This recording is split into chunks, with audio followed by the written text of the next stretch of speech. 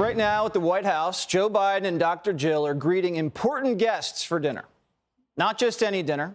Tonight is the big guy's first state dinner of his presidency. It's Biden's first chance to flex his diplomatic muscles and strengthen relationships with our allies. After all, Kamala said it best. You know, Joe is, I love talking with Joe about a lot of these issues. And, you know, Joe, I think he said it quite well. He says, you know, foreign policy, it might sound complicated, but really it's relationships. So just think about it as relationships. And so we know this in our personal and professional relationships. It's a White House tradition to throw a big lavish dinner party honoring a great foreign leader and ally. Past presidents made great use of their state dinners. Obama used the White House to wine and dine people, and he made good use of the People's House to advance his agenda. Whatever that agenda was, I don't even remember. I just remember Obama's agenda was a lot about Obama. Since Obama was the first black president and he was on the younger side, these dinners were hot. At his state dinner for the Indian prime minister, they were party crashers. This is the official White House photo showing Tariq and Mikhail Salahi in a receiving line shaking hands with President Barack Obama, the newest revelation in what's now a growing scandal. Tuesday night, the pair is accused of slipping into a White House state dinner uninvited, despite the supposed high security. The Salahis, who are being considered for the Bravo TV reality series, The Real Housewives of D.C., live about 90 minutes west of Washington. Behind the pomp and circumstance, though, state dinners can be productive. Reagan had one on December 8th, 1987, with Gorbachev, a consequential day that saw the signing of the first treaty on U.S.-Soviet use of nuclear arsenals. By now, Mr. General Secretary, you may have concluded that while we have fundamental disagreements about how human communities should govern themselves, it's possible all the same for us to work together. So, who did Joe Biden invite for his first state dinner? Was it Justin Trudeau? No, I don't think Trudeau will ever be getting another state dinner since we caught him in blackface. And look at the mask he wears now. Have you seen this thing? It's see-through, so you can see his lips. And the plastic fogs up when he speaks. It's weird. Was it the president of Mexico, maybe? Do you even know who the president of Mexico is? I don't think anybody knows who the president of Mexico is. And Biden doesn't want the press talking about the border, so he won't be eating here anytime soon. His name is Obrador, by the way, and the cartels own him. So that would be a pretty scary +1. Plus, Jill would probably serve tacos. We can do better than that.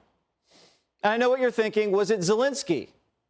There's not a guest list in America too exclusive for him, even though on the way out, he'll pat his pockets and say, hey, Joe, sorry, I forgot my wallet. But I don't think Zelensky should be wearing a tuxedo during the war. Plus, he'll probably just beg us for more weapons the whole night, and it's just bad manners. Well, for those of you at home who are 0 for 3, Biden's big get this year was none other than Emmanuel Macron of France. The White House spent the whole day turning on the charm. France is one of our strongest partners, and historically, but one of our strongest partners and our most capable allies. And Emmanuel has also become a friend, in addition to being president of that great country. And we share the same values. The relationship between the United States and France will be guided by our shared history and our shared vision for the future. I thank you, Mr. President, for being an extraordinary champion of this shared vision. Kamala likes to share. I did not know that. And Macron ate it up. We agreed to resynchronize our approaches, our agendas, in order to invest in critical emerging industries, semiconductors, batteries, hydrogen, everything that is absolutely decisive, because, as a matter of fact, we share the same vision and the same willingness. I wish Macron would have spoken English. I'm sorry. I just wish he did. I mean, we're spending a lot on this dinner. It's the least he could have done. But so far, Joe hasn't been doing that great of a job at impressing the French leader, and he needs to. Last summer, Macron blasted Biden for abandoning Afghanistan, getting us in trouble with our oldest ally. And earlier today, Biden grabbed Macron's hand and wouldn't let it go. Couldn't let it go. Macron didn't know what to do. Remember, no one messes with a Biden. Was this an Irish power move? The kiss of death? I mean, What is this? It's clear that when Joe Biden likes you, he squeezes hard. And then he just stares off into space. Look at him, not a thought in his eyes. Later in their press conference, Joe Biden showcased his endearing wit. I'm just kidding. He just acted like signature Joe Biden. President Macron and I have had a chance to spend some time together. We went to private dinner last night with our wives, and just came to tell you that we're leaving. Okay, who's the next question? Got my list here. Is it my turn to call on someone? Right? Okay, how about NPR, Tom Marquis? Okay, but the dinner tonight is very important for the U.S. France is probably biggest ally in Europe right now. Germany's not what it used to be, and, France is the main player. Things in England are kind of a mess, and, So, for once, Biden made the right call. Also, this is kind of a forgive me dinner after the United States came out of nowhere and stole Australia's nuclear submarine contract right from under France's nose. Remember, Macron pulled the French ambassador and Biden didn't even know we did the deal. So what are we serving the French for dinner?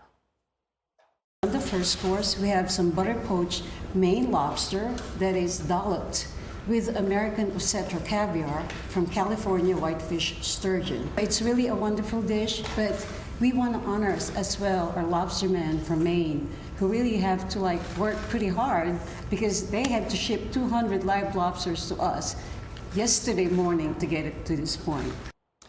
Wait a second. Whole Foods just banned Maine lobster because it said lobster nets might catch a whale.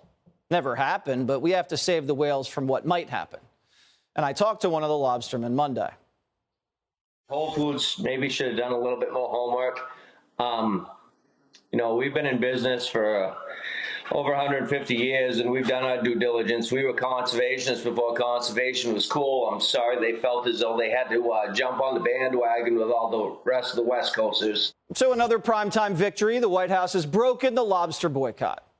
And this could be the biggest achievement of the Biden presidency so far. They'll also have some very scrumptious cheese. And Dr. Jill is licking her lips. Our chefs, Chris and Susie, have put together such a thoughtful menu for this event. And I'm especially excited that we are featuring American cheeses for our cheese course, including Rogue River Blue, the champion of the 2019 World Cheese Awards. This is some cheese. According to the New York Times, Rogue River Blue is seasonal and organic, made from cow's milk and stowed in caves for 9 to 11 months. Each wheel is hand-wrapped in Syrah grape leaves that have been soaked in pear liqueur. But it's not cheap. A wheel, which weighs on average 84 ounces, costs $235. A quarter wheel is $75.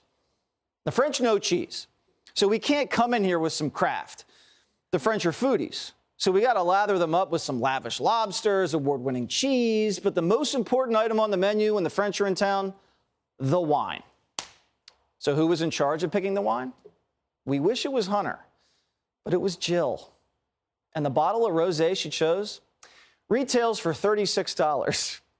Now, if we're trying to save taxpayer money, it's a great idea. We got to fix inflation. Jill picked a Napa Valley rosé that costs as much as Johnny's bus fare. And Macron probably can't tell the difference between a $36 bottle and a $300 bottle. Do you ever do that with your friends? Tell them it's a fancy bottle, but it's just Kendall Jackson, and they're like, oh, yeah, this is delicious. Now, if this dinner was for Zelensky, then I'd break out a $36 bottle. I mean, you got to save somewhere with that guy. And these state dinners are an important part of the pageantry afforded to the presidency and create diplomatic momentum in Washington, especially if you're running for re-election. And earlier, Biden was asked about 4 more years. Watch. Thank you all very much. Thanks. Now, the reason Biden can't give us a straight answer is because it's not his decision. It's his wife's call.